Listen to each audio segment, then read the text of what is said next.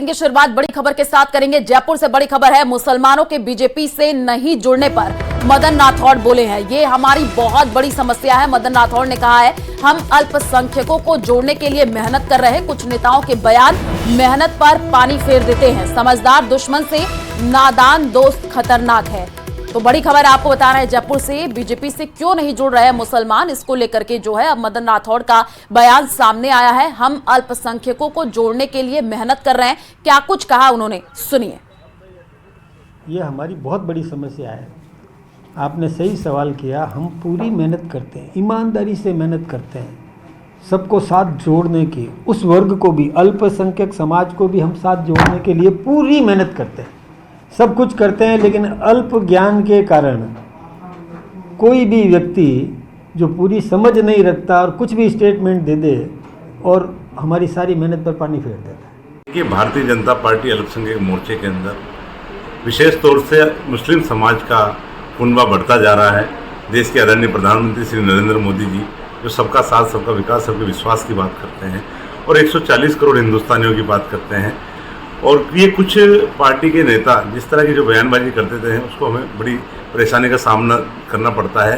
क्योंकि समाज के अंदर हम जब लोगों को जोड़ने के लिए जाते हैं, इस बार माननीय मोदी जी की योजनाओं को लेकर हम जनता के बीच में गए हैं और राजस्थान के मुख्यमंत्री जी ने जो योजनाएं चलाई हैं अल्पसंख्यक समाज के लिए, उनको लेकर हम जनता के बीच में जाते हैं और लोगों को जोड़ने का काम करते हैं।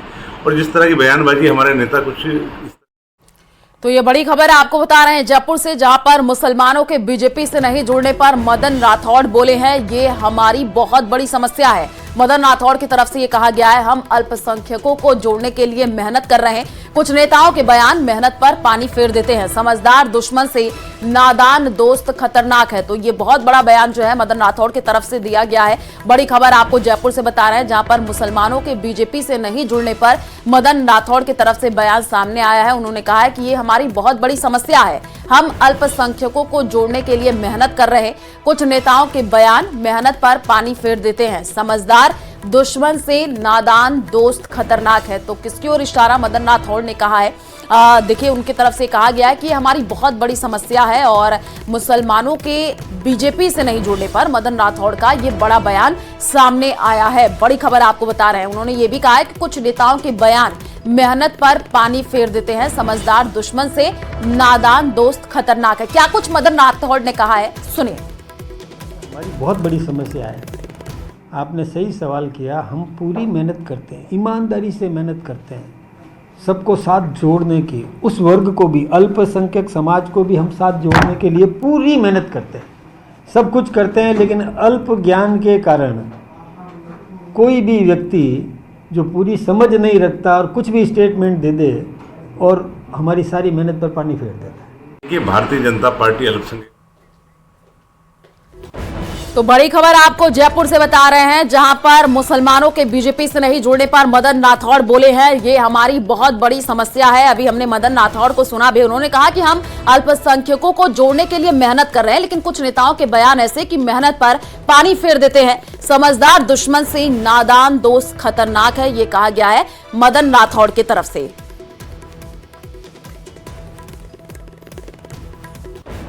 और इसी बीच अलवर से बड़ी खबर सामने आ रही है। राम मंदिर में गंगाजल छिड़कने का ये पूरा मामला है। पूर्व विधायक ज्ञानदेव आहूजा के खिलाफ दलित समाज में भारी आक्रोश है।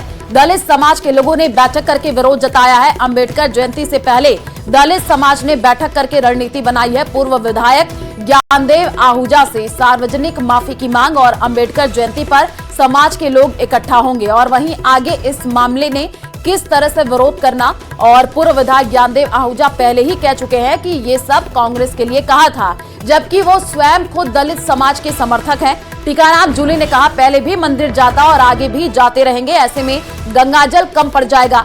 मामले में लगातार चले आ रहे विरोध के बीच आपको बताएं कि प्रशासन ने व्यवस्थाएं भी की। तो बड़ी खबर आपको अलवर से बता रहे हैं, जहां पर राम मंदिर में गंगाजल छिड़कने का ये पूरा मामला है और ये मामला अब तूल पकड़ता जा रहा है। अंबेडकर जयंती पर समाज के लोग इकट्ठा होंगे, ये तमाम तरीके की बड़ी बातें भी कही जा रही हैं। दलित समाज के लोगों ने बैठ करके विरोध जताया है। तो अलवर से ये जानकारी आपको दे रहे हैं। पूर्व विधायक ज्ञानदेव आहूजा से सार्वजनिक माफी की मांग जो है वो की जा रही है।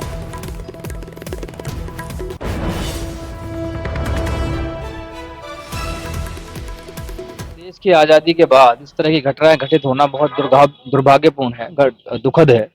जिस तरह की मानसिकता लोगों के अंदर घर कर गई है, उसको निकलना बहुत जरूरी है।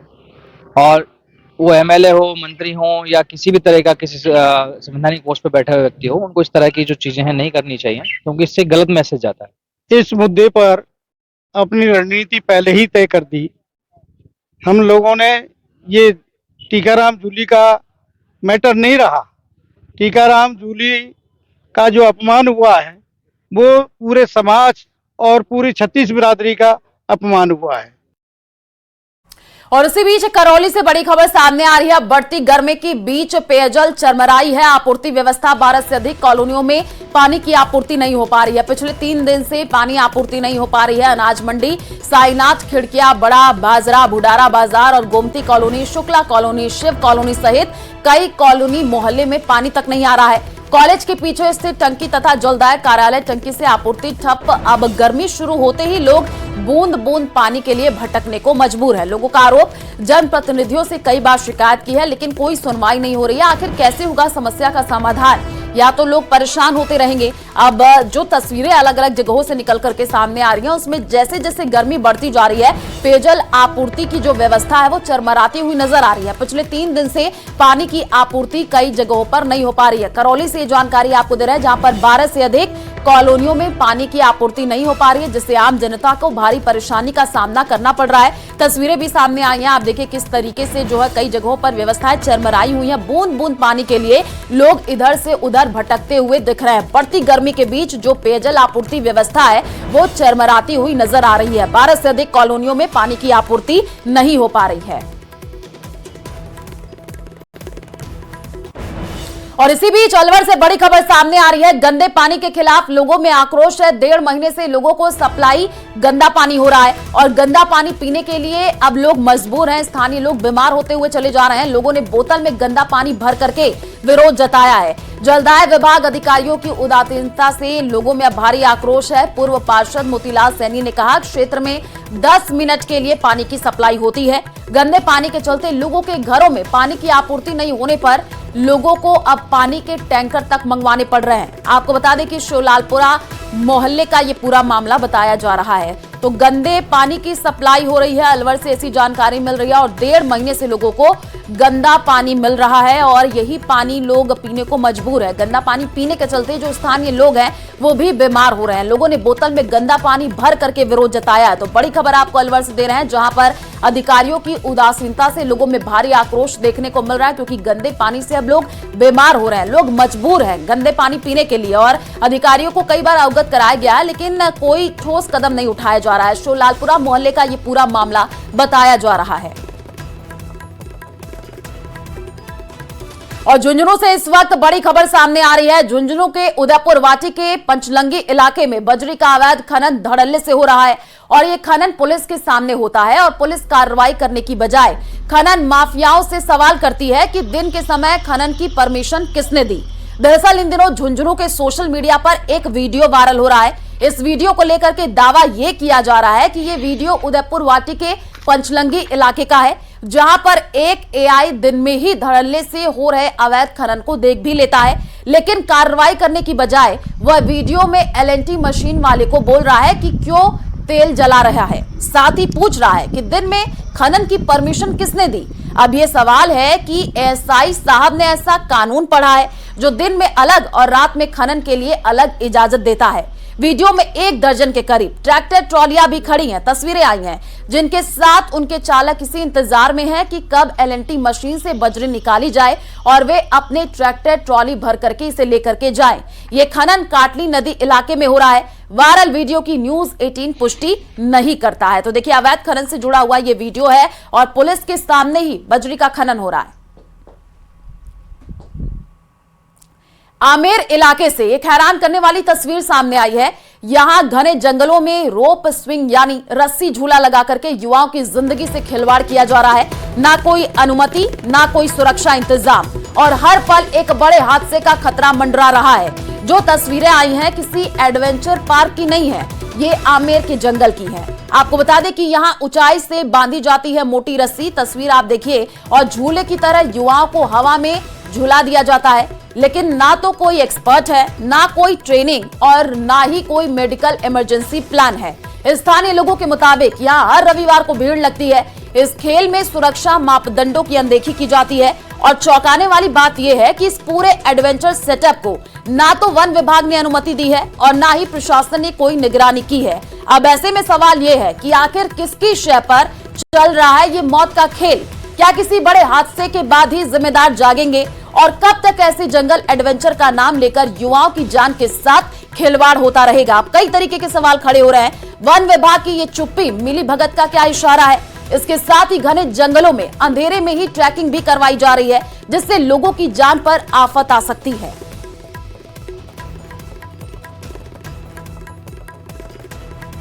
और राजस्थान सरकार से अपील है, जो आमेर में सागर लेक है, वन्य जीव अभ्यारण्य एरिया है और वाइल्ड लाइफ सेंचुरी एरिया है। यहाँ पे लोग शनिवार और रविवार को ट्रैकिंग और जंपिंग, मतलब एक पहाड़ी से दूसरी पहाड़ी पर रस्सी बांधकर भी ये लोग आते और जाते हैं, जो बिल्कुल खतरनाक है।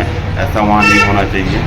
और इनके शनिवार और रविवार को ट्रैकिंग करने वालों की वजह से ये जंगल में और पहाड़ों में ऊपर जाते हैं, तो उस कारण से जो वन्य के जीव हैं वो लोग पहाड़ी क्षेत्र छोड़ के आबादी क्षेत्र में आ जाते हैं, जिससे लोगों को नुकसान रहता है। श्री महावीर जी भगवान महावीर के वार्षिक लखे मेले का आयोजन, मंदिर से भगवान महावीर की रथ यात्रा रवाना। और आपको बता दें कि यहां पर दिया कुमारी ने जैन ध्वजा दिखा करके रथ को रवाना किया।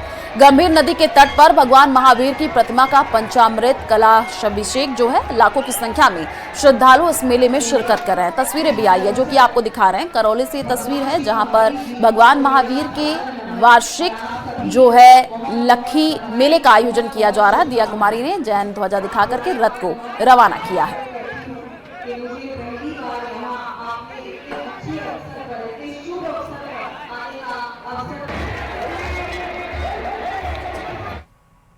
झालावाड़ जिले में एक बार फिर आस्था पर चोट करने का मामला सामने आया है। चंदा महाराज पुलिया इलाके में अज्ञात बदमाशों ने हनुमान मंदिर को निशाना बनाते हुए मंदिर में चबूतरे पर विराजमान हनुमान जी की प्रतिमा को खंडित कर दिया और इस दौरान मौके पर एक ईंट भी पड़ी हुई मिली है, जिससे आशंका ये जताई जा रही है कि इसी ईंट से प्रतिमा को खंडित किया है। घटना को लेकर के इलाके में रोष फैल गया है और हिंदू संगठनों के कार्यकर्ता भी मौके पर पहुंच गए हैं। वहीं लोगों ने कोतवाली पुलिस को कार्रवाई के लिए भी प्रार्थना पत्र दिया है और पुजारी ने यह बताया कि पहले भी एक अन्य प्रतिमा को खंडित किया था। सर, ये मामला ऐसा था कि हमारे मंदिर पे ना जो हम पूजा करते हैं, हमारी आस्था जिनसे जुड़ी हुई है, सब कुछ है। वहाँ पर ये दूसरी बच्ची ऐसा मामला हुआ है सर कि वहाँ पर किसी ने हमारी मूर्ति को खंडित किया हुआ है। भाटे फेंककर उनके शीश तोड़ दिए गए पहले माता जी की मूर्ति के, तब हमने उन्हें पुनः स्थापित करा के और वहाँ पर प्रतिमा फिर से स्थापित कराई थी। इस बार सर फिर से हमारे बालाजी महाराज की मूर्ति पे पत्थर फेंके गए, उनका चेहरा डैमेज कर दिया गया है। और उसके बाद भी हम यहाँ पर पूर्ण विश्वास के साथ यहाँ पर आए हैं, ज्ञापन देने आए हैं कि हमारी सुनवाई हो, इसका कार्य में आगे बढ़े और हमारी मंदिर का जो भी कार्य है वो आगे से आगे होता रहे। हनुमान जन्मोत्सव के कार्यक्रमों में लगा हुआ था, वहाँ पे हमें सूचना मिलती है कि मंदिर पे किसी असामाजिक तत्वों ने प्रतिमा को खंडित कर दिया गया है। हम वहाँ पे पहुँचे तो पाया गया कि हनुमान जी के जो चेहरा था उस पर ईंट के निशान लगे हुए हैं। तो आज संपूर्ण हिंदू समाज में रोष व्याप्त है। इसी को लेकर संगठन की आगे की जो कार्रवाई होती है वो की जाएगी। और इसी बीच भीलवाड़ा से बड़ी खबर सामने आ रही है। पानी से भरी खदान में छात्र गिरा है। बकरी चराने के लिए छात्र गया हुआ था। पुलिस और ग्रामीणों ने रेस्क्यू ऑपरेशन चलाया है। करेड़ा थाना क्षेत्र के नारेली ग्राम पंचायत क्षेत्र की घटना बताई जा रही है। आपको बता दें कि करेड़ा थाना अधिकारी पुरणमल घटनास्थल पर पहुंचे हैं। सरपंच सहित ग्रामवासी घटनास्थल पर पहुंचे हैं। पुलिस और ग्रामीणों द्वारा रेस्क्यू ऑपरेशन चलाया जा रहा है। वहीं एसडीआरएफ टीम भी घटनास्थल के लिए रवाना हो गई है। भीलवाड़ा के करेड़ा थाना क्षेत्र के नारेली ग्राम पंचायत क्षेत्र की एक घटना बताई जा रही है। तो पानी से भरी खदान में छात्र गिर गया है, ऐसी जानकारी मिल रही है। तस्वीरें सामने आई है, आप देखें एसडीआरएफ की टीम रवाना हो चुकी है। पुलिस की टीम मौके पर पहुंची है। रेस्क्यू ऑपरेशन तेज कर दिया गया है। पानी से भरे खदान में ये छात्र गिरा है। तस्वीर भी दिखा रहे हैं आपको। ज्यादा जानकारी के लिए संवाददाता राहुल कौशिक हमारे साथ जुड़ चुके हैं। राहुल, बकरी चराने के लिए ये छात्र गया था और अचानक से गिर गया है, क्या रेस्क्यू टीम पहुंची है, निकालने की कोशिश हो रही है? जी बिल्कुल, देखिए करेड़ा थाना क्षेत्र का ये पूरा मामला है। ये छात्र 10वीं कक्षा में पढ़ता है और बकरी चराने के लिए वन क्षेत्र की तरफ गया था, जहां पर एक बंद पड़ी खदान जिसमें पानी भरा हुआ था, वहां पर फिर से पांव फिसलने से वो उसमें गिर गया। और उसके बाद जैसे ग्रामीणों को सूचना मिली, वो मौके पर पहुंचते हैं। करेड़ा थाना जो अधिकारी हैं पूर्णमल, वो जाब्ते के साथ वहां पे पहुंचते हैं। लगातार कई घंटों से 1 से 1.5 घंटे से इस छात्र को रेस्क्यू ऑपरेशन चलाया जा रहा है, ढूंढने का प्रयास किया जा रहा है, पर ना तो ग्रामीणों को कोई सफलता मिली है और ना ही पुलिस को कोई सफलता मिली है। और जो खदान में जो पानी है, जो खान में जो पानी है, उसको भी बाहर निकालने का पूरा प्रयास किया जा रहा है ताकि उस छात्र को ढूंढा जा सके।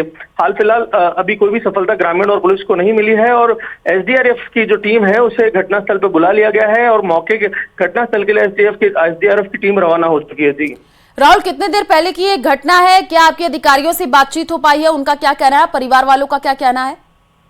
जी बिल्कुल, देखिए परिवार तो शोक स्तब्ध है, बच्चे की तलाश में लगा हुआ है परिवार ग्रामीणों के साथ और पानी के अंदर। और कहीं ना कहीं जो हमारी जो एसएचओ हैं करेड़ा थाना के, उनसे बातचीत हुई तो उन्होंने कहा कि 1 से 1.5 घंटे पहले की घटना है पूरी और लगातार हम प्रयास कर रहे हैं, रेस्क्यू ऑपरेशन चलाया जा रहा है पर अभी तक कोई सफलता नहीं मिली है। उसी के तहत जो एसडीआरएफ की टीम है, जो आपदा प्रबंधन की जो टीम है, इस मामले में जो एक्सपर्ट है, उन लोगों को बुलाया गया है ताकि जो छात्र है उसको रेस्क्यू किया जा सके और उन्हें सफलता मिल सके। जी ठीक है, आप नजर बना करके रखिए। फिलहाल शुक्रिया तमाम जानकारी साझा करने के लिए।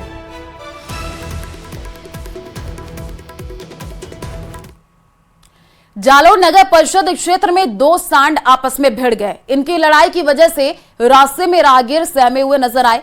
जिला कलेक्ट्रेट कार्यालय के बाहर ही 2 सांड आपस में भिड़ गए हैं, जिसको देख करके ट्रैफिक भी रुक गया है। जब जिला मुख्यालय में जिला कलेक्टर कार्यालय के बाहर ये हालात हैं तो शहर की दूसरे इलाकों में तो बस भगवान ही मालिक है। ये देखिए, बीच सड़क पर 2 सांडों की लड़ाई देखने को मिल रही है और जो यहाँ से वाहन गुजर रहे हैं, जो लोग गुजर रहे हैं, उनमें भी डर का माहौल देखने को मिल रहा है। लोग डरे हुए हैं, सहमे हुए हैं। जालोर की ये तस्वीर है जहाँ पर जिला कलेक्ट्रेट कार्यालय के बाहर ये 2 सांड आपस में भिड़ते हुए नजर आ रहे हैं। बीच सड़क पर आप देखिए कैसे ये सांडों की लड़ाई देखने को मिल रही है और 1-2 नहीं, कई तरीके के आप देखिए कितने सारे यहाँ पर सांड निकलते हुए दिख रहे हैं और यही आपस में 2 सांड भिड़ते हुए दिखे हैं, लड़ाई करते हुए दिखे हैं।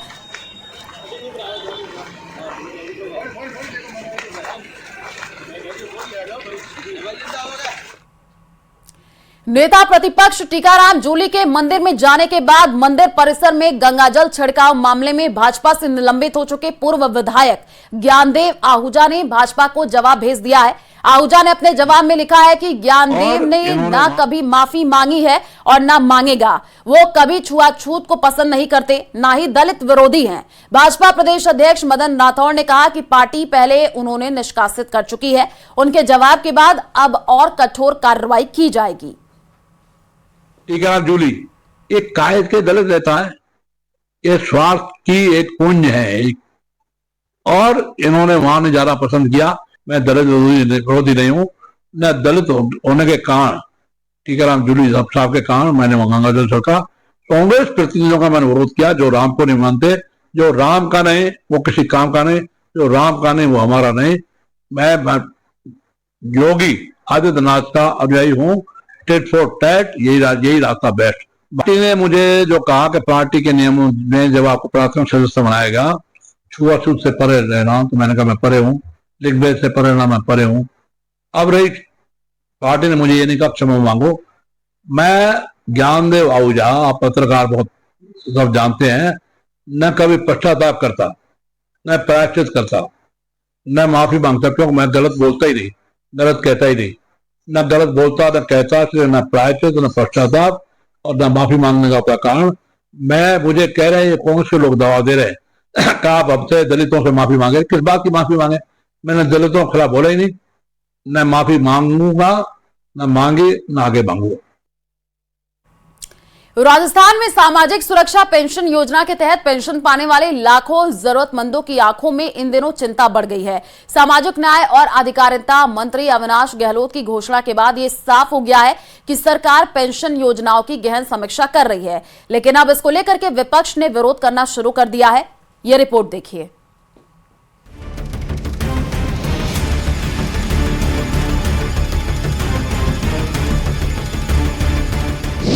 बिजली का खर्च, गरीबी की कसौटी, सरकार करेगी समीक्षा, पेंशनधारियों की परीक्षा। 48,000 बिल, पेंशन होगी कैंसिल।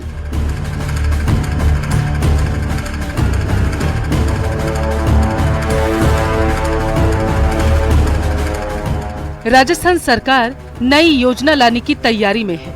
इसके तहत प्रदेश के लाखों पेंशनधारियों की पेंशन रोकी जा सकती है, जिसको लेकर अब राजनीतिक विवाद गहराता जा रहा। कांग्रेस सरकार पर हमलावर हो गई। कांग्रेस नेता प्रताप सिंह खाचरियावास ने सरकार पर निशाना साधा, ऐलान कर दिया कि हम किसी भी कीमत पर सरकार को ऐसा नहीं करने देंगे। विधवा पेंशन कांग्रेस की सरकार ने इसलिए दी कि हर आदमी अपने माता पिता का सम्मान करे, डरे और हर बुजुर्ग आदमी के हाथ में पैसा हो। भारतीय जनता पार्टी की सरकार तो पाप कर रही है, रिकॉर्ड तोड़ दिए।